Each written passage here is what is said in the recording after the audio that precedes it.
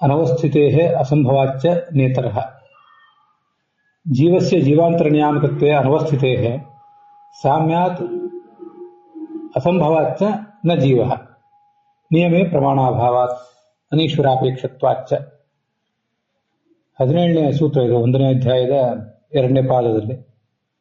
ಅದರ ತತ್ವಪ್ರಕಾಶಕ ನಾವು ನೋಡ್ಲಿಕ್ಕೆ ತೊಡಗಿದ್ದೀವಿ ಈಗಾಗಲೇ.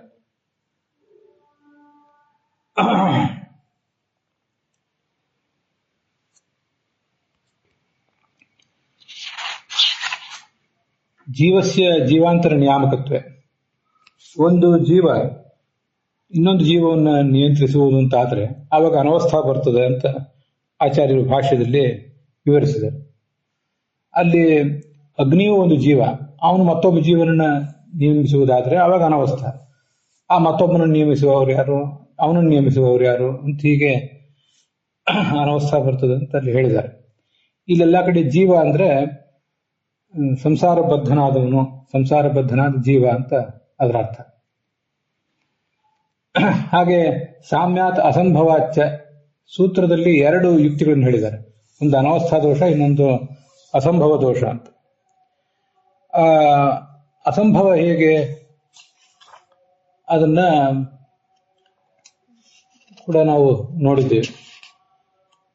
ಜೀವನು, ಈ ಅಗ್ನಿಯು ಒಂದು ಪರತಂತ್ರ ಆದ್ದರಿಂದ ಅವನು ಇನ್ನೊಬ್ಬರನ್ನು ನಿಯಮಿಸುವುದು ಹೇಗೆ, ಅದು ಕೂಡ ಮೇಲಿನ ವಾಕ್ಯದಲ್ಲಿ ನೋಡಿದ್ದೇವೆ.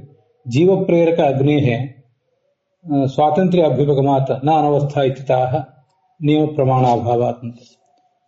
ಅಗ್ನೇರಪಿ ಪ್ರೇರೇಣ ಸಹ ಜೀವತ್ವ ಸಾಮ್ಯಾತ್ ಪ್ರೇರಣಾ ಅಸಂಭವಾಚ್ಯ.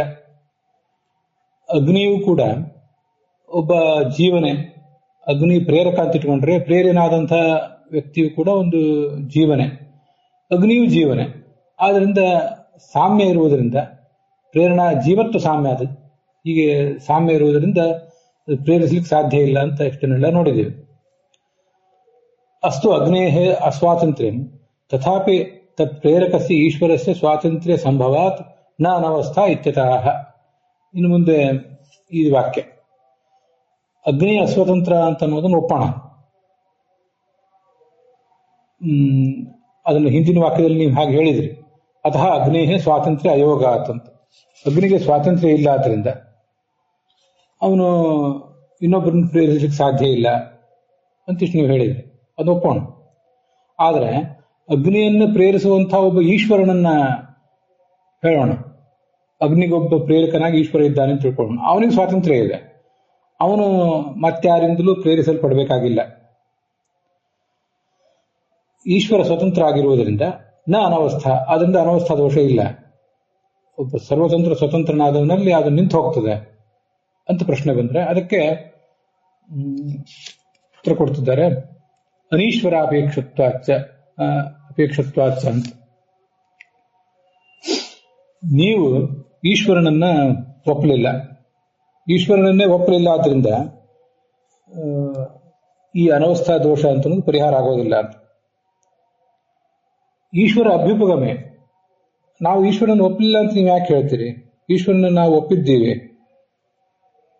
ಈಶ್ವರ ಅಭ್ಯುಪಗಮೆ ಸಯೇವ ಅಕ್ಷಿಸ್ಥತೆಯ ಯುಕ್ತಾದಿ ಪ್ರಾಪ್ತ ಕಿಂ ಅಪೌದ್ಯತೆ.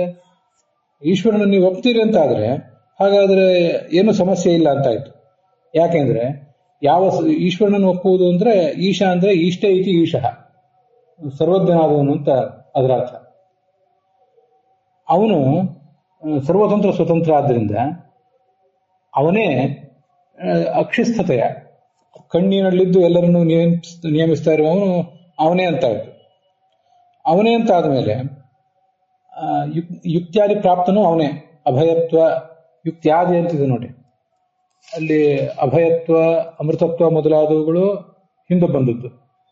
ಅದಾದ್ಮೇಲೆ ಯುಕ್ತಿಗಳು ಅಂದ್ರೆ ಕಣ್ಣಿನಲ್ಲಿರುವಿಕೆ, ಸುಖ ವಿಶಿಷ್ಟತ್ವ ಇತ್ಯಾದಿಗಳು. ಹೀಗೆ ಯುಕ್ತಿ ಉಪಪತ್ತಿ ಮೊದಲಾದವುಗಳಿಂದ ಪ್ರಾಪ್ತನಾದವನು ಅಂದ್ರೆ ಇಲ್ಲಿ ಪ್ರಸ್ತುತನಾದವನು ಅಂತ ಅದರ ತಾತ್ಪರ್ಯ. ಈ ಪ್ರಸಂಗದಲ್ಲಿ ನಮಗೆ ಪ್ರಸ್ತುತನಾದವನು. ಆದ್ರಿಂದ ಕಿಂ ಅಪೌದ್ಯತೆ, ಅವನನ್ಯಾಕೆ ನೀವು ನಿರಾಕರಣೆ ಮಾಡ್ತೀರಿ, ಅವನ್ಯಾಕೆ ನಿರಾಕರಿಸಲ್ಪಡ್ತಾನೆ ಅಂತ ಅದರ ತಾತ್ಪರ್ಯ. ಇದನ್ನು ನಾವೆಲ್ಲ ಗಮನಿಸಿದಾಗ ಇದು ಯಾರು ವಾದ ಮಾಡ್ತಿದ್ದಾರೆ ಹೀಗೆ ಅಂತ ಒಂದು ಪ್ರಶ್ನೆ ಬರ್ಬೋದು. ಯಾವ ವಾದಿಗಳು? ಇವರು ಅದ್ವೈತಿಗಳೇ, ವಿಶಿಷ್ಟಾದ್ವೈತಿಗಳೇ, ತಾರ್ಕಿಕರೇ ಅಥವಾ ನಾಸ್ತಿಕರೇ ಏನು ಅಂತ. ಅದಕ್ಕೆ ಹೇಳಿದ್ದು ಇದು ನಿರ್ದಿಷ್ಟವಾಗಿ ಯಾರೊಬ್ಬ ವಾದಿ ಅಲ್ಲ.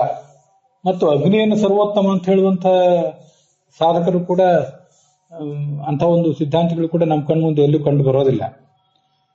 ಶಿವನನ್ನು ಸರ್ವೋತ್ತಮ ಅಂತಾರೆ, ಸ್ಕಂದನನ್ನು ಸರ್ವೋತ್ತಮ ಅಂತಾರೆ, ಶಕ್ತಿಯನ್ನೇ ಸರ್ವೋತ್ತಮ ಅಂತ ಹೇಳ್ತಾರೆ, ಅಗ್ನಿಯನ್ನು ಆರಾಧನೆ ಮಾಡ್ತಾರೆ ಅನೇಕ ಜನ. ಆದರೆ ಸರ್ವೋತ್ತಮ ಅಂತ ಹೇಳುವವರು ನಮಗ್ ಗೊತ್ತಿರುವಂತೆ ಕಂಡು ಬಂದಿಲ್ಲ. ಆದ್ರಿಂದ ಯಾವುದೋ ಒಂದು ನಿರ್ದಿಷ್ಟ ಮತದವರು ಹೀಗೆ ವಾದ ಮಾಡ್ತಾರೆ ಅಂತ ಅರ್ಥ ಅಲ್ಲ. ಇಲ್ಲಿ ತ್ವಯಾ ಈಶ್ವರ ಅನಭ್ಯುಪಗಮ ಅಂತಂದ್ರೆ ನೀನು ಈಶ್ವರನನ್ನು ಒಪ್ಪಲಿಲ್ಲ ಅಂತಂದ್ರೆ ಅಲ್ಲಿ ಪ್ರಶ್ನೆ ಮಾಡ್ಬೇಕು, ನಾವು ಈಶ್ವರನ್ ನೀವು ಒಪ್ತೀಯೋ ಇಲ್ಲೋ ಅಂತ ಕೇಳ್ಬೇಕು. ವಾದ ನಡೆದಾಗ ಒಪ್ಪಲಿಲ್ಲ ಅಂತ ಅವನು ಹೇಳಿದ್ರೆ ಹಾಗಾದ್ರೆ ಅನವಸ್ಥಾ ದೋಷ ಇದ್ದೇ ಇದೆ ಅಂತ ಅರ್ಥ. ಈಶ್ವರನನ್ನು ಒಪ್ತೀನಿ, ಈಶ್ವರ ಅಂದ್ರೆ ಸರ್ವತಂತ್ರ ಸ್ವತಂತ್ರನಾದವನು, ಇನ್ನೊಬ್ಬರಿಂದ ಪ್ರೇರಿತ ಅಲ್ಲ, ಅಂಥವನನ್ನು ಒಪ್ತೀನಿ ಅಂತ ಅವನು ಹೇಳಿದ್ರೆ ಆವಾಗ ಅವನನ್ನೇ ವಿಷ್ಣು ಅಂತ ನಾವು ಹೇಳೋದು. ಕಣ್ಣಿನಲ್ಲಿದ್ದು ನಮ್ಮನ್ನು ಪ್ರೇರಿಸುವವನು, ಯುಕ್ತಿ ಉಪಪತ್ಯಾದಿಗಳಿಂದ ಇಲ್ಲಿ ಪ್ರಸ್ತುತನಾದವನು ಅವನೇ. ಸಹ ಕಿಮಪೋದ್ಯತೆ, ಅವನನ್ನ ಯಾಕೆ ನಿರಾಕರಣೆ ಮಾಡ್ತೀರಿ ಅಂತ ಅದರ ತಾತ್ಪರ್ಯ ಆಗ್ತದೆ. ನಾನು ಜೀವತ್ವ ಸಾಮ್ಯಪಿ, ಹೌದು, ಅಗ್ನಿ ಮತ್ತು ಉಳಿದವರೆಲ್ಲರಿಗೂ ಕೂಡ ಜೀವತ್ವ ಅನ್ನೋದು ಸಮಾನ, ನೀವು ಹೇಳಿದ್ದನ್ನು ಅದನ್ನು ಒಪ್ಪೋಣ.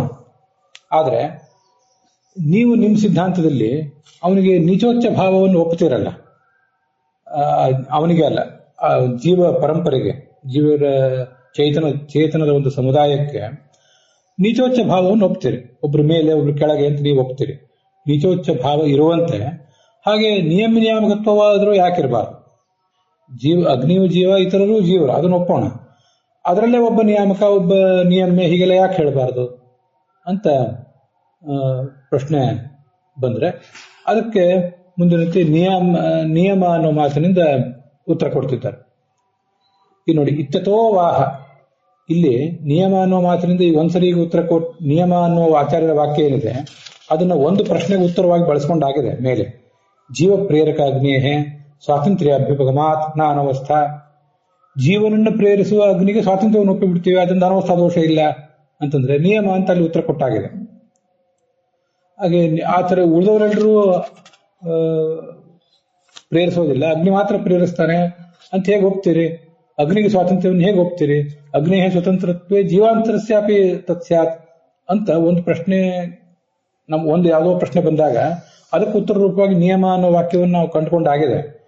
ಇಲ್ಲಿ ನಿಯಮೇತಿ ಮತ್ತೆ ಮುಂದೆ ಅನೀಶ್ವರೇತಿ ಅನ್ನೋ ಈ ಎರಡು ಮಾತುಗಳಿಂದ ಮತ್ತು ಬೇರೆ ಬೇರೆ ಪ್ರಶ್ನೆಗಳು ಬಂದ್ರೆ ಆ ಬೇರೆ ಬೇರೆ ಪ್ರಶ್ನೆಗೆ ಉತ್ತರ ರೂಪವಾಗಿ ಈ ಒಂದು ನಿಯಮ ಅನ್ನೋ ಮಾತನ್ನ ಹೇಳ್ತಿದ್ದಾರೆ ಅಂತ ತಿಳ್ಕೋಬೇಕು.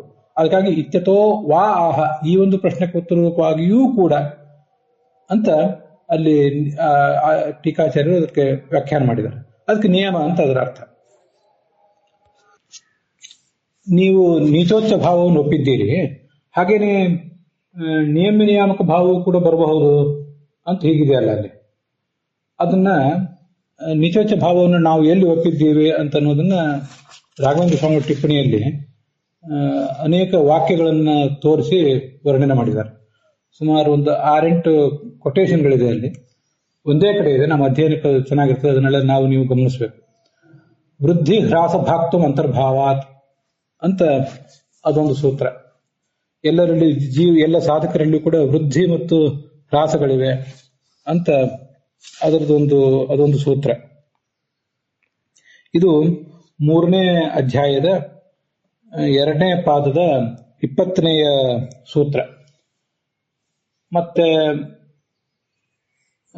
ಯಾವದಧಿಕಾರಂ ಅವಸ್ಥಿತಿ ಅಧಿಕಾರಿಣಾಂ ಅಂತ ಇನ್ನೊಂದು ಸೂತ್ರ.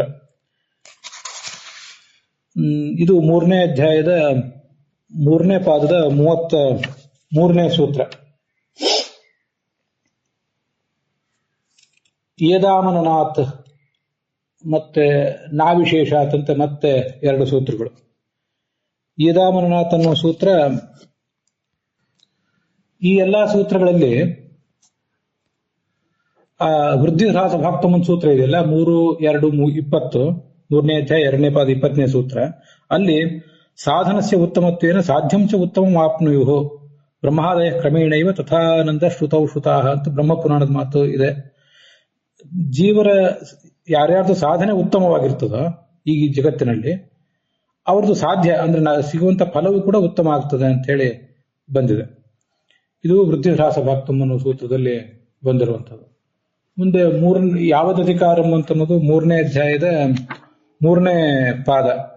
ಅಲ್ಲಿ ಆ 33ನೇ ಸೂತ್ರದಲ್ಲಿ ಅದಕ್ಕೆ ಈಗ ಅರ್ಥ ಹೇಳಿದ್ದಾರೆ. ಜ್ಞಾನಂ ಚೋಪಾಸನಂ ಚೈವ ಮುಕ್ತಾವ ಆನಂದ ಏವ ಚ ಯಥಾಧಿಕಾರಂ ದೇವಾನಾಂ ಭವತ್ಯೇವ ಉತ್ತರೋತ್ತರಂ ಅಂತ ಸೂತ್ರಕ್ಕೆ ಏನ್ ಭಾಷ್ಯ ಬರೆದಿರ್ತಾರಲ್ಲ ಆಚಾರ್ಯರು, ಅದರ ಶ್ಲೋಕಗಳನ್ನು ಓದ್ತೀನಿ ಸ್ಪಷ್ಟತೆಗೋಸ್ಕರ. ಜ್ಞಾನ, ನಾವು ಪಡೆಯುವ ಜ್ಞಾನ, ಉಪಾಸನೆ, ಹಾಗೆ ಮುಕ್ತಿಯಲ್ಲಿ ಅದರ ಫಲವಾಗಿ ಸಿಗುವ ಆನಂದ, ಇದೆಲ್ಲವೂ ಕೂಡ ಅಧಿಕಾರಾನುಸಾರವಾಗಿರ್ತದೆ. ಮೇಲೆ ಮೇಲೆ ಹೋದಂತೆ ಹೆಚ್ಚು ಹೆಚ್ಚಿರ್ತದೆ, ಕೆಳಗೆ ಬಂದಂತೆ ಕಡಿಮೆ ಇರ್ತದೆ ಅಂತ ಅದರ ಅರ್ಥ. ಮುಂದೆ ಯದಾಮನನಾಥ್ ಅಂತ ಸೂತ್ರ ಇದೆ, 35ನೇ ಸೂತ್ರ, ಅಲ್ಲೇ 3ನೇ ಪಾದದಲ್ಲಿ. ಅಲ್ಲಿ ನಾಮ ಆರಭ್ಯ ಪ್ರಾಣಾಂತರಂ ಉತ್ತರೋತ್ತರ ಉತ್ತಮತ್ವಂ ಯುಕ್ತಂ ಅಂತ ಛಾಂದೋಗ್ಯ ಉಪನಿಷತ್ತಿನಲ್ಲಿ ಈ ನಾರದರು ಸನತ್ ಕುಮಾರರ ಮೂಲಕ ಉಪದೇಶ ಪಡೆಯುವಂತಹ ಒಂದು ಪ್ರಕರಣ ಇದೆ. ಅಲ್ಲಿ ನಾಮಾಭಿಮಾನಿನಿ ಉಷಾ ಅಲ್ಲಿಂದ ಪ್ರಾರಂಭ ಆಗಿ ಮುಖ್ಯ ಪ್ರಾಣನವರೆಗೆ ಬರ್ತದೆ. ಅಲ್ಲಿ ಪ್ರಾಣೋವಾವ ಸರ್ವೇಭ್ಯೋ ಭೂಯಾನ್ ಅಂತ ಕೌಂಠರವ್ಯ ಶ್ರುತಿಯನ್ನು ಕೂಡ ಆಚಾರ್ಯ ಉದ್ಧರಿಸಿದ್ದಾರೆ. ಮುಖ್ಯ ಪ್ರಾಣ ಎಲ್ಲರಿಗಿಂತಲೂ ಉತ್ತಮ, ಅವನಕ್ಕಿಂತಲೂ ಉತ್ತಮವಾದದ್ದು ಯಾವುದೂ ಇಲ್ಲ ಅಂತ ಹೀಗೆ ಬಂದಿದೆ. ಆ ಛಾಂದೋಗ್ಯ ಉಪನಿಷತ್ತಂದು ಪ್ರಸಿದ್ಧವಾದಂತಹ ಭಾಗ.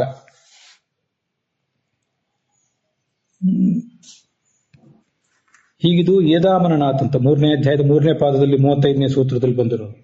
ಅದಾದ್ಮೇಲೆ 3ನೇ ಅಧ್ಯಾಯದ 4ನೇ ಪಾದದಲ್ಲಿ 13ನೇ ಸೂತ್ರ ಇದೆ, ನಾವಿಶೇಷ ಅಂತ. ಅಲ್ಲಿಯೂ ಕೂಡ ಈ ತಾರತಮ್ಯದ ಬಗ್ಗೆ ವರ್ಣನೆ ಇದೆ. ಅತ್ರ ಪುಮರ್ಥ ಸಾಧನಾನಿ ಅರ್ಥೋ ಧರ್ಮ ಜ್ಞಾನಮಿತಿ ಉತ್ತರೋತ್ತರಂ ಅತ್ರ ಅಧಿಕಾರಿಣೋ ಮನುಷ್ಯಾ ಋಷಯೋ ದೇವಾಃ ಇತಿ ಉತ್ತರೋತ್ತರಮಿತಿ ಕೌಂಡಿನ್ಯ ಶ್ರುತಿ. ಆಚಾರ್ಯ ವಾಕ್ಯ ಇದೆ ಅಲ್ಲಿ, ನ ಸಾಮಾನ್ಯೇನ ಅಧಿಕಾರೋ ದೇವಾನಾಂ, ಎಲ್ಲ ದೇವತೆಗಳಿಗೂ ಸಾಮಾನ್ಯವಾದ ಅಧಿಕಾರ ಇರೋದಿಲ್ಲ. ಅವರಲ್ಲಿ ಮೇಲೆ ಮೇಲೆ ಹೋದಂತೆ ಹೆಚ್ಚು ಅಧಿಕಾರ, ಕೆಳಗೆ ಬಂದಂತೆ ಕಡಿಮೆ ಅಧಿಕಾರ ಅಂತ ಹೀಗಿದೆ. ಇತ್ಯಾದಿ ಸೂತ್ರೈ ಆನಂದಸ್ಯ ಮೀಮಾಂಸಾ ಭವತಿ.